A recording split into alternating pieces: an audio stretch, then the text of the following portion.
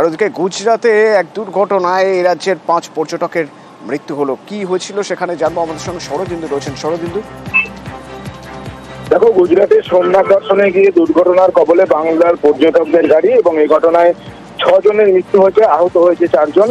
এবং মৃতদের মধ্যে 4 জনের বাড়ি বর্ধমান শহরে, একজনের আসানসোলে।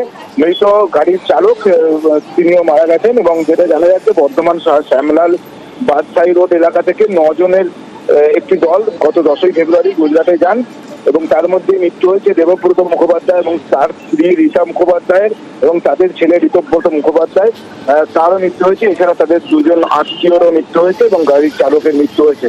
গাড়িটি সেখানকার জাতীয় সড়কের দুর্ঘটনার মধ্যে পড়ে এবং একটি ডাম্পারের পেছনে এই পর্যটকদের গাড়িটি ধাক্কা মারে, এবং তাতেই এই দুর্ঘটনা ঘটেছে। বাকি আহত 4 জন সেখানের হাসপাতালে ভর্তি রয়েছে। ধন্যবাদ।